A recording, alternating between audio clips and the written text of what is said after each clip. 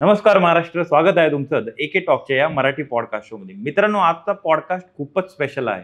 तुम्हाला तर समजलंच असेल की हा पॉडकास्ट कोणाचा आहे.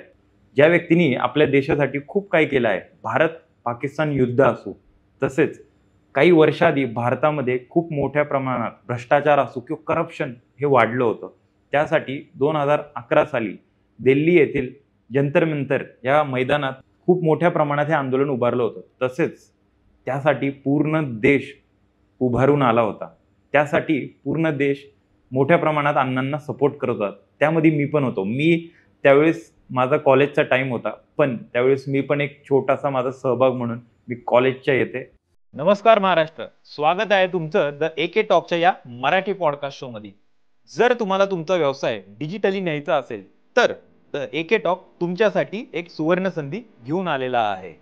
तुमच्या व्यवसायाची सुरुवात कशी झाली, तुमचे कष्ट कसे होते, तुमचा व्यवसाय महाराष्ट्रातल्या प्रत्येक ग्राहकापर्यंत न्यायची जबाबदारी आमची असेल. द एके टॉकच्या या सुंदर अशा स्टुडिओमध्ये तुमचा पॉडकास्ट रेकॉर्ड केला जाईल. तर बुक करा तुमचं सीट आजच. घेऊया आकाशात उंच भरारी आकाश बरोबर.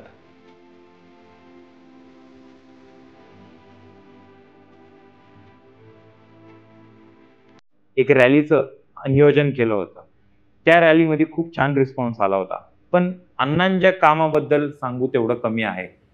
पाण्याचे प्रश्न असो किंवा शेतकऱ्यांचे प्रश्न असो, देशाचे पंतप्रधान तसेच गुजरातचे माजी मुख्यमंत्री म्हणजेच नरेंद्र मोदी यांनीही 3 वेळा अण्णांची भेट घेतली, ज्यावेळेस ते गुजरातचे मुख्यमंत्री होते. त्यावेळेस अण्णांचं काम फार मोठं आहे. आज अण्णांच्या जीवन प्रवासाबद्दल आपण आज जाणून घेणार आहोत. द एके टॉक्स.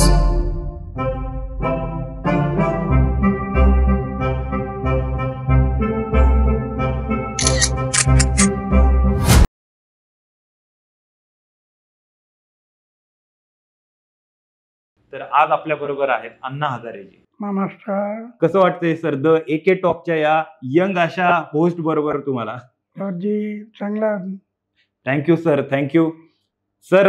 तुम्ही ही संधी दिली त्यासाठी खूप आभार तुमचे. मी माझ्या पहिल्या प्रश्नावरती येतो सर. काय सांगताना अण्णा की लहानपण कुठे गेलं, कुठून हा जीवन प्रवास सुरू झाला होता अण्णा? माझी तशी घरची परिस्थिती फार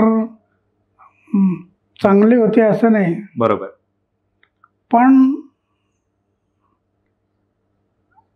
मामांनी मला मुंबईला आणलं होतं ओके. शिक्षणासाठी. आणि मुंबईला गेलो. पाचवीपासून 10वी मुंबईमध्ये शिक्षण झालं. मुंबईचं सर्व वातावरण समजलं. बरोबर बरोबर मुंबईचं रहनसहन समजलं. बरोबर. मुंबईचे माणसांची वागणूक समजली. आणि 10वीपर्यंत शिक्षण झालं. आणि 10वीचं शिक्षण झाल्यानंतर मग विचार करत राहिलो, आता पुढे काय करायचं. बरोबर. पुढे शिक्षण घ्यायला आर्थिक बाब बिकट होती, पण मनामध्ये ध्येयवाद होता की आपल्या आयुष्यात काहीतरी करायचं. बरोबर. आणि म्हणून धन नाही, दौलत नाही, काही नाही, पण तारुण्यात मी ठरवलं की सेवा करायची. बरोबर. गावाची सेवा, समाजाची सेवा, देशाची सेवा. सेवेचा अर्थ निष्काम कर्म. बरोबर. कुठच्याही फलाची अपेक्षा न करता केलेलं कर्म ही ईश्वराची पूजा असते. बरोबर. अर्थातच सर. ती पूजा करायची. बरोबर. निष्काम भावनेने. हो. आणि मी माझ्या गावापासून सुरुवात केलं. हो. गावामध्ये 80% लोक अर्धपोटी झोपतात. ओके. पाऊस फार कमी पडतो. वर्षाचा पाऊस जास्तीत जास्त 40-42 मिली बरोबर. अशा अवस्थेत गाव चाललेलं. हो.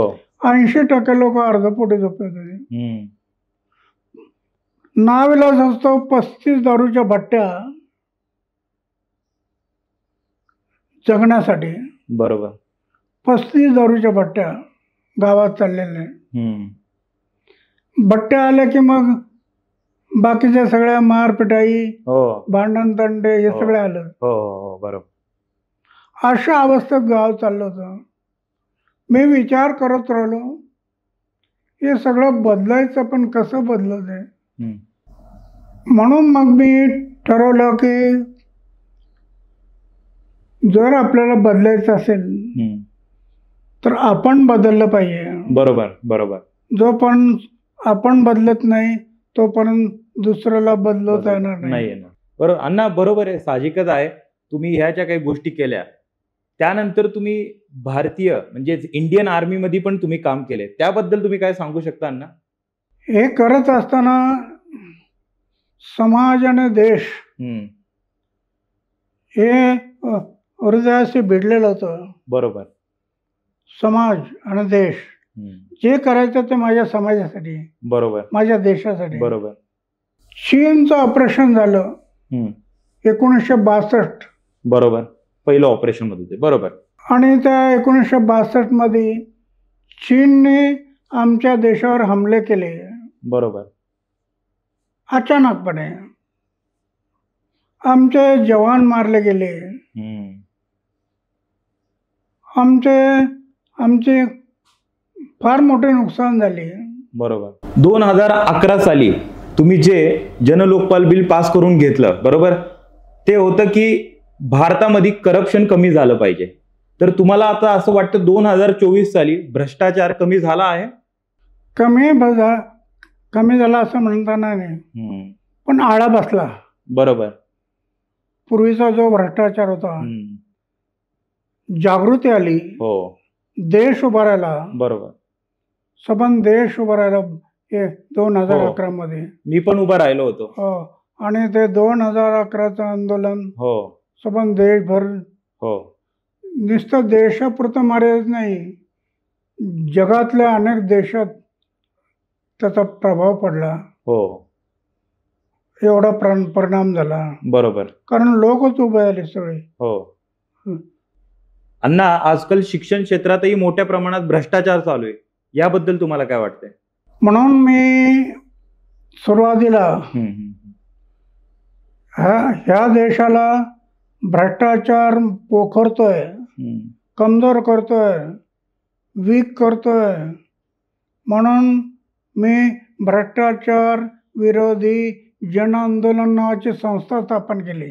ओके.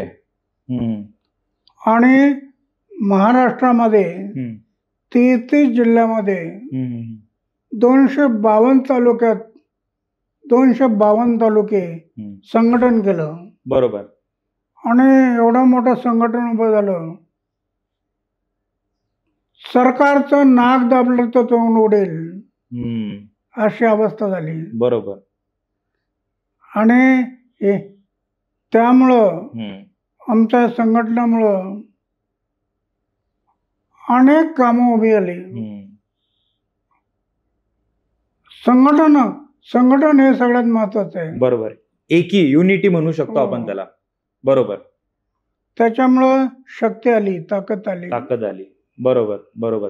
अण्णा, तुमच्या काळातलं शिक्षण जे आहे आणि आजच्या काळातलं जे शिक्षण आहे यामध्ये खूप मोठा फरक आपल्याला जाणवतो. त्या काळातलं शिक्षण हे खूप कमी किमतीत होत होतं, पण आजकाल काय झालंय ना, सरकारी शाळा, प्रायव्हेट शाळा यांच्या फिया खूप मोठ्या प्रमाणात वाढल्यात. बरोबर. तर याबद्दल तुम्हाला काय वाटतंय? शिक्षणामध्ये जे व्यापारीकरण वाढलं त्याला कारण शिक्षणामध्ये व्यवसाय सुरू झाला. बरोबर. पैसा. बरोबर. शिक्षणाचा मूळ उद्देश हा आहे, शिक्षणातून आम्हाला तो माणूस उभा करायचा आहे. बरोबर. कोण माणूस?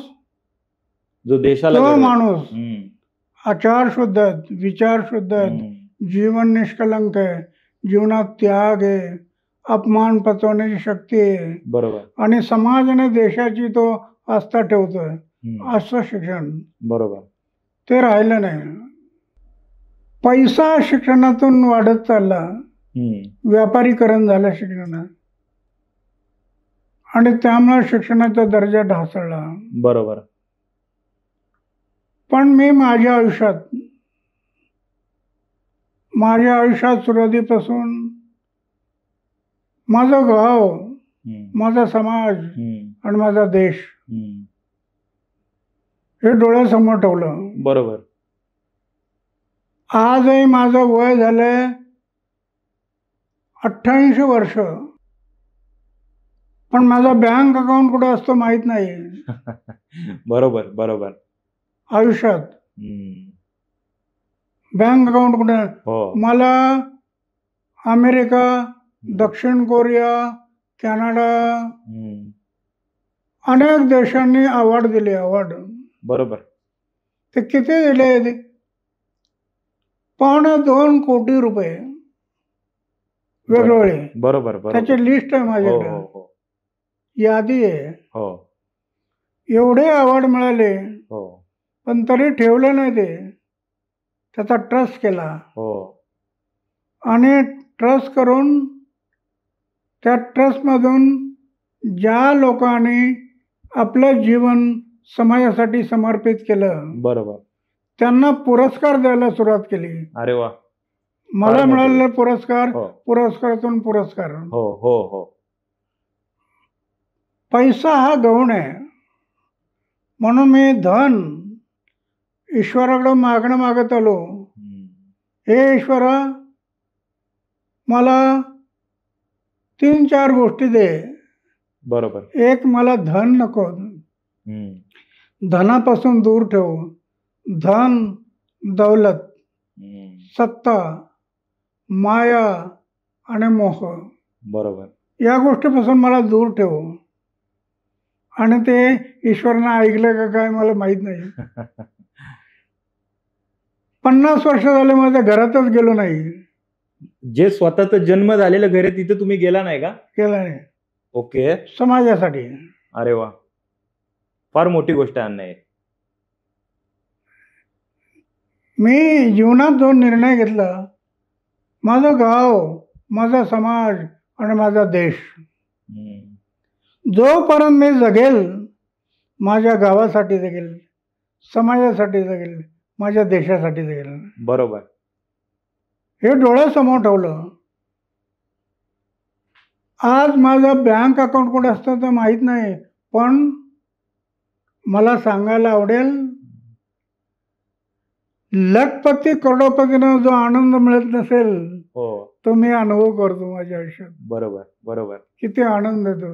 हो रात्रंदिवस वयाच्या 88 वर्षापर्यंत आनंदात मग्न असतो. हो कोणाचं काही घेत नाही, कोणाचं मागत नाही, हो पण आनंदामध्ये मग्न असतो. बरोबर बरोबर. तो आनंद कुठून मिळतो? बाहेर नाही, आतून मिळतो. आतून मिळतो. बरोबर. तो कसा मिळतो? जे व्हायला गेलेलं गाव, हम्म, 80% लोक अर्धपोटी झोपत होते, बरोबर 6-6 किलोमीटर खडी फोडायला जात होते. बरोबर. अशा गावात आज प्रत्येक माणूस समाधानी दिसतो. हो त्यांच्या चेहऱ्यावरचं समाधान हे माझं समाधान आहे. बरोबर. अर्थातच सर, फार मोठी गोष्ट आहे. तुम्हाला संतांनी सांगितलं, तुम्हाला आनंद हवा का? माझी दुसऱ्यांना सुखी करा. हम्म, जोपर्यंत दुसऱ्याला तुम्ही सुखी करत नाही, तोपर्यंत खरं सुख मिळत नाही. बरोबर बरोबर. मी ते जीवनाचं ध्येय ठरवलं. हम्म, जे करायचं ते गाव, समाज आणि देशाची सेवा करायची, बरोबर निष्काम भावनेने. बरोबर बरोबर. आज माझ्या आयुष्यात आनंद एवढा आहे हो की लखपती करोडपतीला सुद्धा मिळत नाही, बरोबर. शब्दाने व्यक्त होत नाही. अर्थातच सर.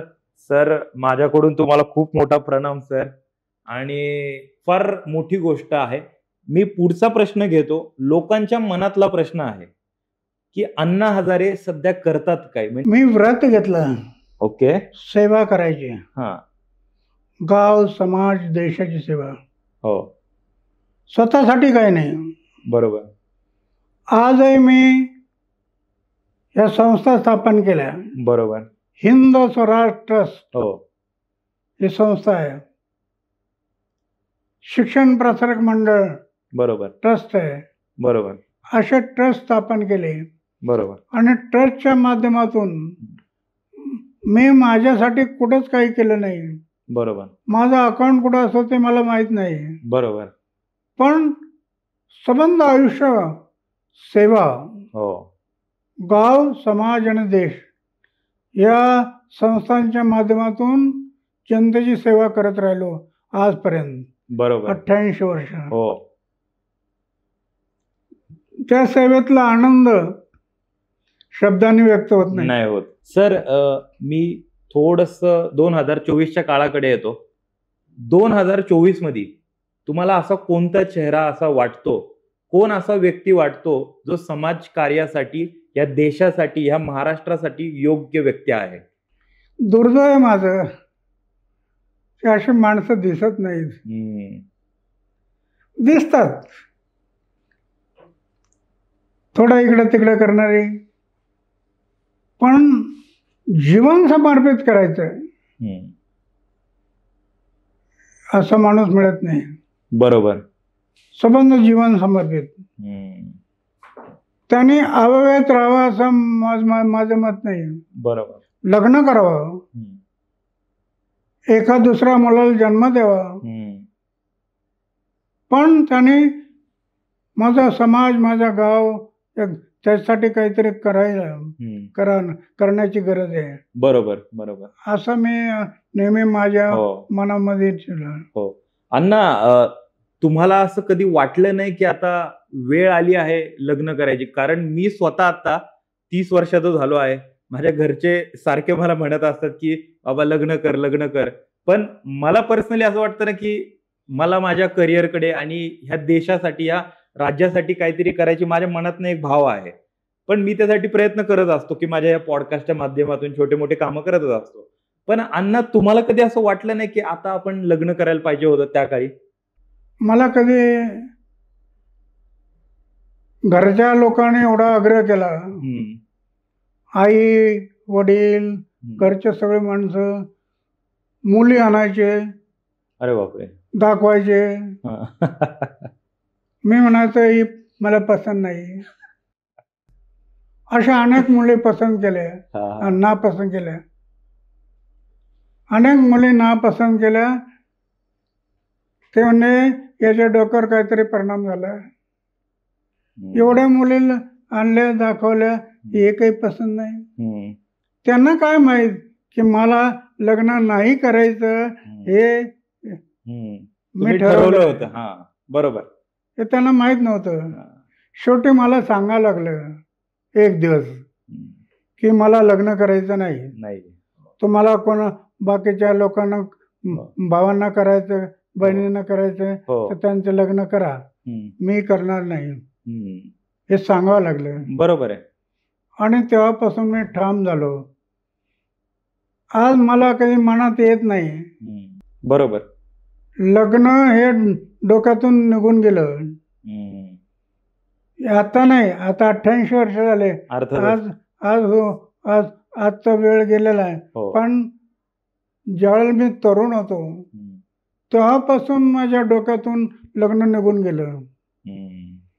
जे जगायचं माझं गाव, माझा समाज आणि माझा देश, बरोबर, याच्यासाठीच जगायचं. बरोबर. जी माणसं फक्त स्वतःसाठीच जगतात, सुभाषितकार म्हणतात, जी माणसं फक्त स्वतःसाठीच जगतात ती लखपती होऊ द्या नाही करोडपती हो. स्वतःसाठी जगणारी माणसं कायमचीच मरतात. बरोबर. बरोबर. जी माणसं स्वतःसाठी जगत असताना माझा गाव, माझा समाज, माझा देश यांच्यासाठी मरतात ते खऱ्या अर्थाने जगतात. बरोबर. आज ज्यांच्या पुण्यतिथी आम्ही साजरे करतो ना, अनेक लोक ज्यांच्या पुण्यतिथी साजरे करतो आम्ही, हो हे सगळे दुसऱ्यासाठी गेले, हो समाजासाठी गेले, हम्म, आज जिवंत राहिले. हो ते फक्त शरीराने गेले हम्म. पण संपले नाही. अण्णा असं म्हणतात की अण्णा हजारे हे आत्ताच्या काळातले महात्मा गांधींचे विचार घेऊन पुढे चाललेले व्यक्ती आहेत. तुम्हाला असं काय वाटतं की येत्या काळात महात्मा गांधींचे विचार ह्या देशासाठी काय उपयोगी पडणार आहेत? काही लोक म्हणत असतील महात्मा गांधीचं नाव घेऊन मला काही उपमा देत असतील हो. तर हा दोष आहे. ओके. अरे कुठं महात्मा गांधी आणि कुठं अण्णा हजारे. महात्मा गांधींच्या पायाच्या नखासमोर नखांच्या बरोबर माझी तुलना होणार नाही. बरोबर. एवढं महात्मा गांधींचं हो काम आहे. वर्चस्व आहे. हो काय काय केलं त्यांनी. हो हा एक आहे की मी त्यांच्याकडून थोडी प्रेरणा घेतली. हम्म, गांधीजींच्या जीवनातून थोडी प्रेरणा घेतली. हम्म, हे नाकारता येत नाही. पण गांधीजींच्या बरोबर जोडणं बरोबर नाही हम्म. असं मला वाटतं. बरोबर बरोबर. पहिलं मी राज्यातील राजकारणाबद्दल काही प्रश्न विचारतो तुम्हाला. तुम्ही एवढे वर्ष झालं महाराष्ट्र असो किंवा देश असो, देश पातळीवरती पण तुम्ही राजकारण पाहताय बरोबर. महाराष्ट्रामध्ये सध्या खूप मोठ्या प्रमाणात फुटाफुटीचं राजकारण चालू आहे बरोबर. तुम्हाला हे वाटतं हे योग्य चालू आहे? बऱ्याचशा राजकारण्यांना राजकारण कशासाठी करायचं हेच कळलं नाही. बरोबर. सत्ता, सत्तेतून पैसा, पैशातून पुन्हा सत्ता, सत्तेतून परत पैसा, हो याच्यासाठी राजकारण नाही. काही लोकांनी अर्थ लावला सत्तेतून पैसा, पैशातून सत्ता. बरोबर. अरे सत्ता आणि पैसा याच्यासाठी राजकारण नाही. बरोबर. राजकारण आम्हाला देश घडवायचा आहे. लोकमान्य टिळक, महात्मा गांधी या लोकांनी राजकारण केलं. हो त्यांचा आदर्श घ्या ना. बरोबर. संबंध जीवन, समाज आणि देशासाठी. बरोबर. आज पक्ष आणि पार्ट्याच्या स्पर्धा लागलेल्या आहेत. हो सत्तेच्या, हो पैशाच्या. सत्ता आणि पैशातून काही होणार नाही. अण्णा गेले काही वर्ष झालं आपण पाहतोय की देशामध्ये बऱ्याच काही वास्तूंची उभारणी केली जाते. त्याच प्रकारे काही महिन्यांआधी राजकोट येथे छत्रपती शिवाजी महाराज यांचा पुतळा उभारण्यात आला होता आणि तो कालांतराने 8 महिन्यातच तो कोसळला. हे म्हणजे देशासाठी नाही जगासाठी फार ही दुर्दैवी घटना आहे. तुम्ही या गोष्टीकडे कसं पाहता? महाराजांचा पुतळा पडला. एक तर त्या पुतळा करणाऱ्यांची आस्था कमी दिसते. बरोबर. त्याने विचार केला नाही. एवढ्या महापुरुषांचा हा पुतळा आहे. बरोबर. याला सर्व लोक नमन करणार आहेत. हो हो. त्यांची पूजा करणार आहेत. त्यांची प्रेरणा घेणार आहेत. हो. हे सगळे विचार केला असता तर घडलं नसतं. बरोबर. हा विचार झाला नाही. फक्त मी आणि माझं, बरोबर, आमची संस्था, आमची सत्ता याच्यापुरता विचार झाला. बरोबर बरोबर. समाज आणि देशाचा विचार हा सातत्याने व्हायला पाहिजे. मी तर म्हणाल हे कधी होणार काय होणार मला माहित नाही. जसं तरुणांना आळंदी पंढरपूरला 4 वर्ष ट्रेनिंगला ठेवतात. बरोबर. त्यांचं चारित्र्य घडतं. हो.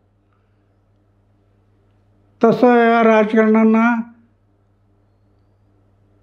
ट्रेनिंगला ठेवलं पाहिजे असं मला वाटतं. बरोबर. तर राजकारण बदलेल. हो. सुधरेल. बरोबर.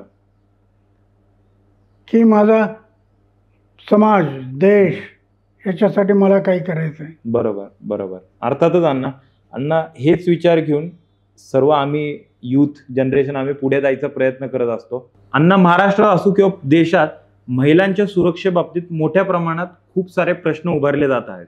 याबद्दल तुम्हाला काय वाटतं अण्णा? हे आमचं दुर्दैव आहे. अरे महिला ही जननी आहे ना. बरोबर. प्रत्येक नागरिकाला जन्म देणारी ती महिला, तिने जन्म दिलाय, महापुरुष घडवलेत, हे सगळे विसरले. बरोबर. आणि फक्त चैनबाजी याच्यामध्ये गुरफटले. बरोबर. बरोबर. ती महिला, तिचं स्थान एवढं उंच आहे की तिचं कोणी प्रशंसा करू शकत नाही. बरोबर. एवढं उंच स्थान आहे. बरोबर. बरोबर. तिने मोठ्या मोठ्या महापुरुषांना जन्म दिला. बरोबर. अशी ती नारी, आणि तिच्याकडे तुम्ही वाकड्या नजरेने पाहता. हे दुर्दैव आहे देशाचं. बरोबर. अण्णा, तसंच तुम्ही एक ग्रामीण भागामध्ये राहत असता. तुम्ही ग्रामीण भागाचा विकास मोठ्या प्रमाणात केला आहे. आजचं पण मी राळेगण सिद्धी पाहतोय, असं गाव मी आजपर्यंत कधी पाहिलं नव्हतं. पण अण्णा, तुम्हाला कुठेतरी वाटतंय की विदर्भ असू किंवा काही भागांमध्ये शेतकऱ्यांकडे दुर्लक्ष केलं जातं, याबद्दल तुम्हाला काय वाटतं? कृषी प्रधान भारत देश असं सगळेच म्हणतो. आमचा देश कृषी प्रधान भारत देश. बरोबर. आणि कृषी प्रधान भारत देशाकडं, कृषी प्रधान भारत देशाकडं दिवसेंदिवस दुर्लक्ष होत चाललं. बरोबर. फक्त सत्ता, पैसा डोळ्यासमोर ठेवून. हो. तो जो शेतकरी आहे, तो अन्नदाता आहे, तो पोषण करताय, तो पिकवतो म्हणून आम्ही जगतो. बरोबर. त्याचा पहिला विचार करायला पाहिजे. ते होत नाही. महाराष्ट्र असो किंवा देश असो, बऱ्याच ठिकाणी असं होतं ना, काही ठिकाणी ओला दुष्काळ पडतो आणि काही ठिकाणी सुका दुष्काळ पडतो. तर सरकारने किंवा एक नागरिकांनी ह्या गोष्टीची सोय सुविधा कशा प्रकारे केली पाहिजे? हा प्रश्न सोडवायचा असेल तर ओला असेल किंवा सुका असेल, पर्यावरणाबद्दल आम्ही बोलतो. हो. पण विचार करत नाही. इथे आम्ही हा सगळा विचार केला. बरोबर. आम्ही कधी, आम्हाला दुष्काळ जाणवत नाही. बरोबर. निसर्गाने आम्हाला देण दिली. हो. तिचा उपयोग करून घेऊन त्याप्रमाणे आम्ही चाललं पाहिजे. बरोबर. आपल्या मनाने नाही. पडलेला पाऊस, त्या पावसाचा थेंब ना थेंब अडवला. बरोबर. भूगर्भात जिरवला. बरोबर. पाण्याची पातळी वाढवली. आणि पाण्याची पातळी वाढवून ते पाणी आम्ही शेतीला देतो. पाऊस नाही पडला तरी जे पाणी आम्ही रिझर्व केलेलं आहे त्याचा आम्हाला उपयोग होतो. अर्थातच. त्याच्यामुळे जाणवत नाही. बरोबर. बरोबर. हे करायला पाहिजे. बरोबर. फक्त दुष्काळ पडला की डोक्याला हात लावून बसतात. कपाळात. अशा ठिकाणी कपाळावर हात देऊन प्रश्न सुटणार नाही. हात नाही, हातोडा जरी मारला तरी प्रश्न सुटणार नाही. अर्थातच. बरोबर. गरज काय आहे त्या गरजेप्रमाणे तुम्ही करा. हो. बरोबर. अर्थातच. अण्णा, राळेगण मध्ये पण तुम्ही पाण्यासाठी खूप काही सोयी सुविधा केल्या होत्या, बरोबर? त्यासाठी देशाचे पंतप्रधान तसेच गुजरातचे माजी मुख्यमंत्री म्हणजेच नरेंद्र मोदी पण बऱ्याच वेळा तुमची त्यांनी भेट घेतली आहे यासाठी, बरोबर? तुम्ही काय सांगताल की राळेगण सिद्धीचा आदर्श घेऊन बाकी गावांनी काय केलं पाहिजे? प्रत्येक गावाने, आता इथं लाखो लोक आले, लाखो लोक, हजार नाही लाख. बरोबर. सारखे लोक येतात.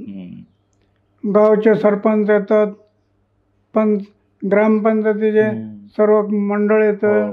सगळं पाहतं, पण करत नाही. हम्म. त्याला कारण पॉलिटिक्स, हम्म. राजकारण. विचार दृढ पाहिजे. हम्म. हे मला करायचं आहे, केलं पाहिजे हम्म.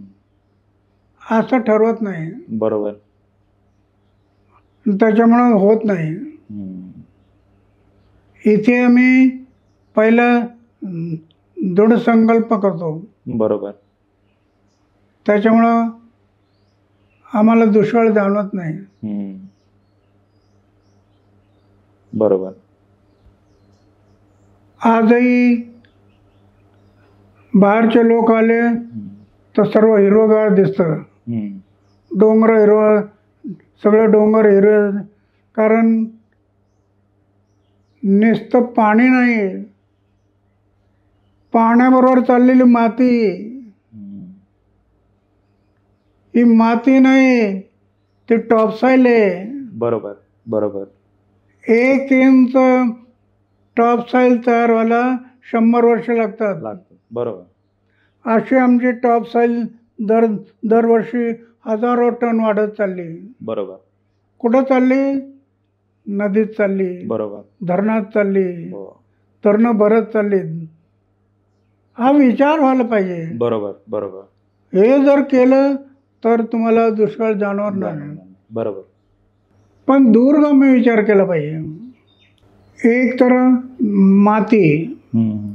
दुसरं झाडं लावतो, झाडाबरोबर गवत. हम्म. गवत हो. हो. जमिनीवरून गवत वाढवलं पाहिजे. हम्म. ते गवत अशी वस्तू आहे की गवत मातीला जखडून धरतं, हम्म. वाहू देत नाही. बरोबर. आणि जो पाऊस पडतो त्याला जिरवण्याचं काम करतं. अर्थातच. बरोबर. एवढं महत्त्वाचं काम. काम आहे ते. बरोबर. बरोबर. अण्णा, मी माझ्या पुढील प्रश्नावरती येतो. गेले काही महिन्यांआधी मी धरण क्षेत्रांवरती एक पॉडकास्ट केला होता. मी एक मुलाखत केली होती. त्यामध्ये मला अशा गोष्टी जाणवल्या ना, की जर पावसाळ्यात मोठ्या प्रमाणात धरण क्षेत्रात पाऊस होत असेल तर तिथे मोठ्या प्रमाणात पाण्याचा साठा निर्माण होतो. अशा वेळेस जुन्या काळात जी धरणं बांधली आहेत, बरोबर, त्या धरणांची उंची कुठेतरी वाढवावी असं सरकारचं म्हणणं असतं किंवा लोकांचं म्हणणं असतं. पण त्याच धरणातला जर गाळ काढला तर त्या धरणाची पाण्याची कपॅसिटी वाढेल. तर ह्याच्यावरती तुम्हाला काय वाटतं? बरोबर आहे. आम्ही इथे तो विचार सातत्याने ठेवतो. 80 बंधारे टाकले. 80 ओके. एका गावात आमच्या 80 बंधारे बांधले. पण ते बंधारे बांधल्यानंतर त्या बंधाऱ्यात थोडं माती साचणार. बरोबर. मग ती माती उचलतो हो. आणि शेतात टाकतो. ती सुपीक माती आहे. हो. जमिनीत बंधाऱ्यात साचलेली माती परत वावरात जाते. बरोबर. त्याच्यातून उत्पन्न वाढतं. हो. हो. हे होणं गरजेचं आहे. बरोबर. सुपीक माती आहे ती. हो. 1 इंच सुपीक माती तयार व्हायला 100 वर्ष लागतात. बरोबर. अर्थ आणि ती माती शेतीसाठी पण योग्य असते. हो. शेतीला हो. म्हणजे खतच आहे ते. बरोबर. बरोबर. टॉपसाईल आहे. हो. हा विचार होत नाही. बरोबर. अर्थातच हे विचार कुठेतरी मागे पडतायत. अण्णा, मी माझ्या पुढील प्रश्नावरती येतो. आजकालच्या युवांना समाजकार्य करायची फार इच्छा असते, पण बऱ्याच लोकांना असं वाटतं ना की समाजकार्य करायचं असेल तर आपल्याला राजकारणापासून कुठेतरी सुरुवात करायला पाहिजे. कोणत्या तरी पक्षात जा, कोणतं तरी पद घ्या. तर समाजकार्य करायचं असेल तर राजकारणाकडे बघणं योग्य आहे?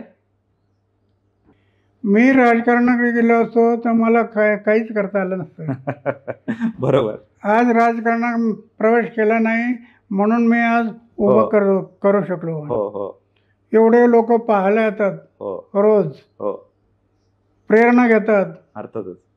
तरुण प्रेरणा घेतो, युवक प्रेरणा घेतो, महिला प्रेरणा घेतात आणि आपल्या गावात प्रयत्न करतात. हो. हो.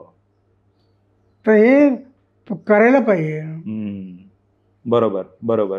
सध्या तुम्ही शहरी भागात फिरायला गेला आहेत कधी? कधीतरी जाणं येणं होतं. पुणे असू किंवा मुंबई सारख्या शहरात जी आता वाढ होतीये, जसं की मेट्रो सिटी म्हणू शकतो आपण किंवा स्मार्ट सिटीचे नवीन एक कन्सेप्ट आली आहे, बरोबर? तुम्ही या गोष्टींकडे कसं पाहता की खरंच आपल्या देशाला गरज आहे याची?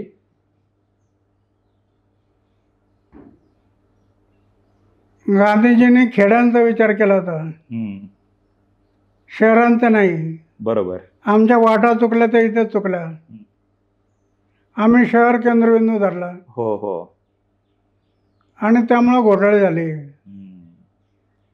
खेड्या केंद्रबिंदू धरला असता तर देश सुद्धा सुफलान झाला असता. बरोबर. पण आमच्या वाटा चुकल्या. आम्ही आमच्या परीने ती वाट सोडली नाही. बरोबर.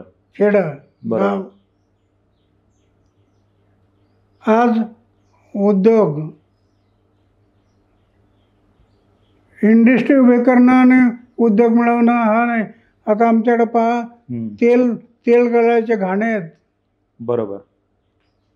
डाळी तयार करायचे घाण मिल आहेत.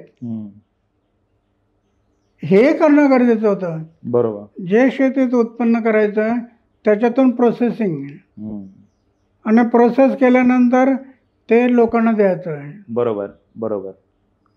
हा विचार होणं गरजेचं होतं. बरोबर बरोबर बरोबर. हे आम्ही करतोय. अनेक लोक येतात, पाहतात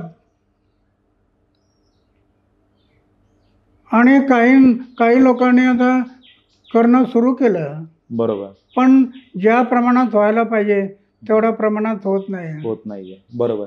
शहरी भागात जी डेव्हलपमेंट होती त्यासाठी सरकारकडून मोठ्या प्रमाणात निधी दिला जातो, बरोबर? पण गावा असू किंवा शेतकऱ्यांसाठी ह्या निधीचा तेवढा मोठ्या प्रमाणात विचार केला जात नाही, बरोबर?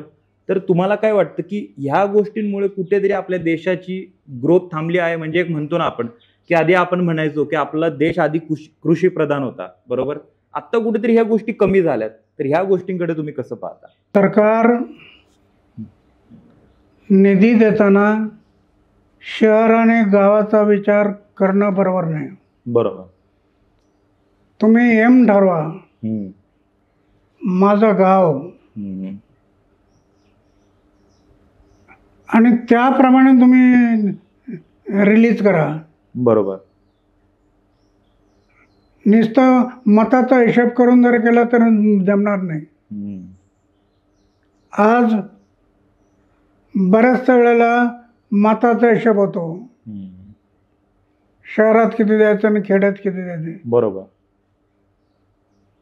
तो शहर आणि खेड तो विचार करायचा नाही. तुम्ही समाज आणि देशाचा विचार करा. हो. आणि त्याप्रमाणे तुम्ही निधी वितरित करा. बरोबर. तर समता राहील, नाही तर विषमता वाढेल. बरोबर. विषमतेच्या दऱ्या वाढणं हे बरोबर नाही. बरोबर बरोबर. कुठल्याही विषमता, शहर खेड विषमतेच्या दऱ्या वाढणं हे धोकादायक आहे. म्हणून तर मी आयुष्य सडव घेतलं खेड्यासाठी. खेड महात्मा गांधी म्हणत होते, तुम्हाला देश बदलायचा का? देश बदलायचा असेल तर आधी गाव बदलावं लागेल. जोपर्यंत गाव बदलणार नाही तोपर्यंत देश बदलणार नाही. आणि प्रत्यक्ष उदाहरण आहे. बरोबर. हे वाहायला गेलेलं गाव, उपाशी झोपणारं गाव, बरोबर, ते सोबत आली. बरोबर. आजपर्यंत कोणाचंही डोनेशन घेतलं नाही, देणग्या घेतल्या नाही, बरोबर, उद्योगपतीचा पैसा घेतला नाही. तीच माणसं, तीच जमीन, तेच गाव, बदल होऊ शकतो. फक्त ते करताना आम्ही कशा पद्धतीने करायचं हे ठरवलं पाहिजे. हो, अर्थात मग होईल. अण्णा, येत्या काही काळामध्ये आपल्या देशासाठी किंवा महाराष्ट्रासाठी कोणते असे चॅलेंज आहेत किंवा कोणत्या अशा समस्या आहेत देशासमोर मोठ्या प्रमाणात येऊ शकतात? पर्यावरणीय समस्या दिवसेंदिवस भेडसावते. एका बाजूला आमच्या गावातली सुपीक माती चालली, तिकडे धरणं भरत चालली. बरोबर. त्याचा कोणी विचार करत नाही. करत आहे. बरोबर. पाण्याची पातळी वाढत चालली, त्याचा विचार करत नाही. एकूण आमचं जे क्षमता आहे, समता ठेवली पाहिजे. आज 3,500 लोकसंख्येचं गाव आहे, कधी भांडण नाही, तंट नाही. बरोबर. असं कधी होईल का? पण होतं. बरोबर. त्यासाठी सरकार सगळं करतं, पण लिडरशिप निर्माण करत नाही. हा दोष आहे. बरोबर. लिडरशिप जोपर्यंत लिडरशिप उभी होत नाही तोपर्यंत बदल होणार नाही. बरोबर. कोण लिडरशिप? लिडरशिप ती लिडरशिप जे आचार शुद्ध आहेत, विचार शुद्ध आहेत, जीवन निष्कलंक आहे, जीवनात त्याग आहे, अपमान सहन करण्याची शक्ती आहे आणि समाज आणि देशाचा विचार आहे डोक्यात. बरोबर. असं लिडरशिप. पक्ष आणि पार्ट्यांचा विचार होतो. बरोबर. लिडरशिपचा विचार होत नाही. हे दुर्दैव आहे देशाचं. बरोबर. अर्थातच अण्णा माझा शेवटचा प्रश्न आहे की आजकालच्या युवांसाठी काय एक तुम्ही सल्ला देता? युवकांनी हा विचार केला पाहिजे की ईश्वराने मला जन्म का दिलं. बरोबर. मला जन्माला घालण्याचं कारण काय? आणि तो विचार करता करता मग माझा समाज, माझं गाव, माझा समाज, माझा देश, बरोबर, याचा विचार हळूहळू पुढे यायला लागेल. हो. आणि त्याचा विचार घेऊन मग पुढे चालत राहिले. हो. मी कुठं बँक अकाउंट ठेवला नाही, पण संबंध विचार आहे तो समाज आणि देशाचा. आयुष्य हे जर केलं तर मी तरुण होतो ना, 17 वर्षाचा तरुण. 17 वर्षाचा तरुण असताना मी ठरवलं की मी जे करील ते माझं गाव, माझा समाज आणि माझ्या देशाची सेवा करील. बरोबर. व्रत घेतलं. बरोबर. आणि ज्या दिवशी मी मरेल त्या दिवशी गाव, समाज आणि देशाची सेवा करता करता मरेल. बरोबर. व्रत घेतलं. आता ते 88 वर्ष झाले, 89 सुरू झालं. आता तो दिवस कधी येतो माहीत नाही. बरोबर. पण तो करून घेतो तोपर्यंत करत राहायचं. बरोबर. तरुणांनी हे ठरवलं पाहिजे, युवा शक्ती एक राष्ट्रशक्ती आहे. अरे युवा शक्ती जागी झाली तर उद्याचं भविष्य दूर नाही समाज आणि देशाचं.